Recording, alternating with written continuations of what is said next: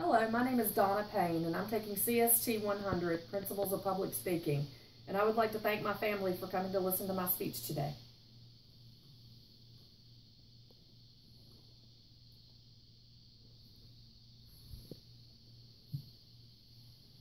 I stand here before you today, saddened and in disbelief.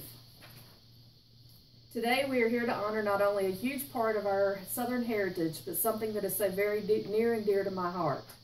I'm here today to share with you about this important part of our Southern history. You flew proudly for 54 years. To many, you stood for Southern heritage and pride. They called you the battle flag, the stars, the bars, the Southern Cross. You hung highly upon a 30-foot pole, and you made us all very proud. You started your life in South Carolina on April the 11th, 1961, high above the Capitol Dome in Columbia, South Carolina. You were put there to commemorate, and today you were taken down to put an end to all of this hate. You were the Confederate flag that flew proudly over the South Carolina State House. You were hoisted high above the State House building to honor the 100th anniversary of the start of the Civil War. You went up for the opening of the centennial celebrations, and this momentous occasion was marked with the recreation of the firing on Fort Sumter. You were kept there flying under the U.S. flag and the state's Palmetto flag to represent the official opposition to the Civil Rights Movement. Decades later, in an uproar in 2000, mass protests demanded for your removal, saying you stood for racism and white supremacy. The NAACP demanded you be removed. Once again, finally the NAACP came to a compromise with the lawmakers who insisted that you stood for Southern heritage and states' rights. The legislature passed the Heritage Act. This compromise moved you from the Capitol Dome to a 30-foot pole next to a Confederate monument in front of the State House. You were successfully saved that time, and so many thought you would stay there forever. The debates renewed last month when on June 17, 2015, a 21-year-old white male attended a prayer meeting at a historic Charleston, South Carolina church and ultimately took the life of 9 African-American parishioners.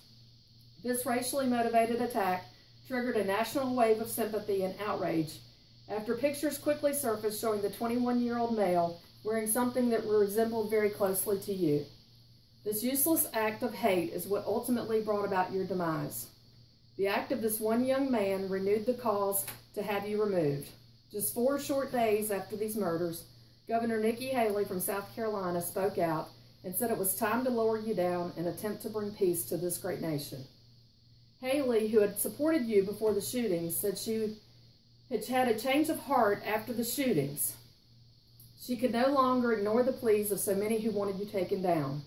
So today, July 10th, 2015, at shortly after 10 a.m. Eastern Standard Time, in a 6-minute ceremony, 7 Highway Patrol Honor Guards marched in formation across the Capitol lawn, and as city officials, legislatures, and the public watched, you were lowered down by South Carolina troopers.